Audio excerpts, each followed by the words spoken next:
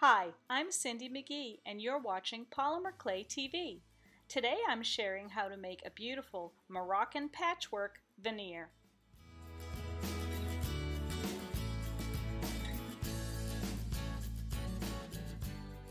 Today's veneer was inspired by this absolutely beautiful quilt, which was shared by another artist on Facebook. The base for this veneer is a combination of half a block of souffle latte and half a block of primo white.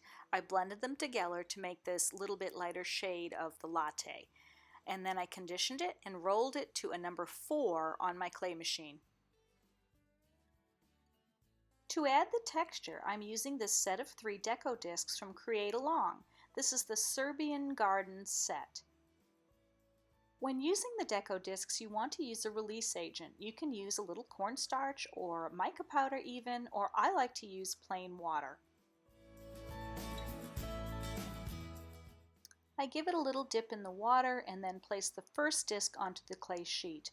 I'm working from the center out and I'm going to arrange them in a row. I'm looking for more of a quilted effect when we're finished. Once you have them placed where you'd like, apply a good amount of firm, even pressure to transfer the texture to the clay.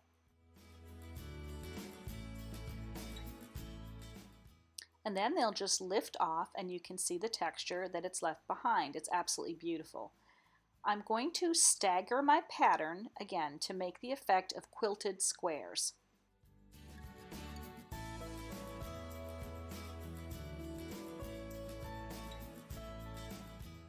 Once I had the entire sheet textured, I used a towel to just gently blot away any of the remaining water, and then I let it dry completely.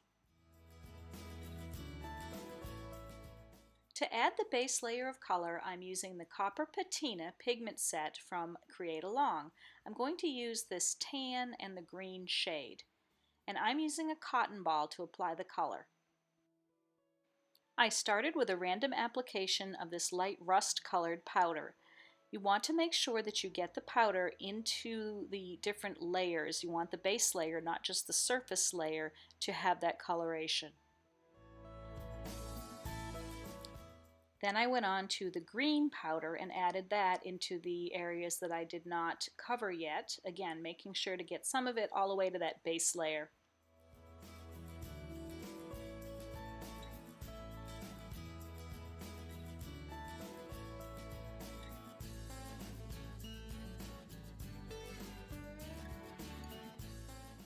Now the last step actually can't be done until after this veneer is baked. I'm going to make a variety of pendants, and to do that I'm using the Arabesque and Imperial clay cutter sets from Create Along to cut some different size shapes for my pendants. Once I had the excess removed, I went ahead and baked all of these pieces right on the tile. I didn't move them. I covered them in foil and baked them according to the manufacturer's instructions. Once they were baked and cooled, I sprayed each of them with a coat of the Helmar Crystal Coat in matte finish before I proceeded to the next step. To get the sort of antiqued effect that I have on the finished pieces, I'm using brown acrylic paint and a damp paper towel. I simply covered the entire surface with the paint first.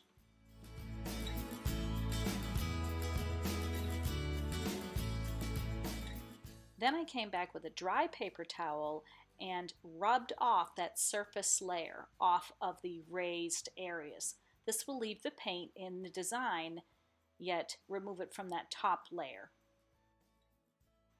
Here are all of my elements after the paint has been applied and wiped clean. To better mimic the effect in that quilt that inspired this veneer, I wanted to remove even more of the color from that surface raised design. I'm just using a piece of fine sandpaper and I'm going to very lightly sand off the surface of the textured area.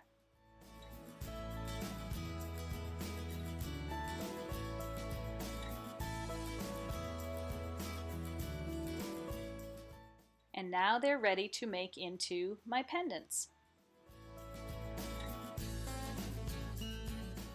And here are the finished pendants. This technique would also be perfect for creating polymer trading coins. Join us on the Polymer Clay Tribe Facebook page for lots of creative inspiration and to share your projects to inspire others. Need more inspiration?